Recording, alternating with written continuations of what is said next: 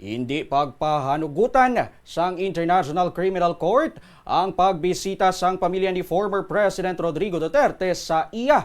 Kadungan sang patigayonon nga confirmation of charges hearing sa iya nga mga kaso umpisa buwas nga adlaw Pebrero 23. Base sa isa ka social media post nga ginpagwa sang pamilya sang anay presidente, ang gitugutan lang sa ila amo ang mag-istorya kay Duterte pagi sa telepono.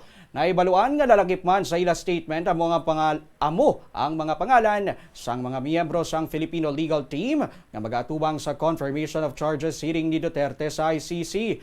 Ini amo ang mga abogado nga Sanday Salvador Medialdea, Martin Delgra III, Silvestre Obelio III, Alfredo Lim Jr., Cesar Dulay, kag Salvador Panelo. Nagpasalamat man ang pamilya ni Duterte sa mga Pilipino nga padayon nga nagasuporta kay former President Duterte.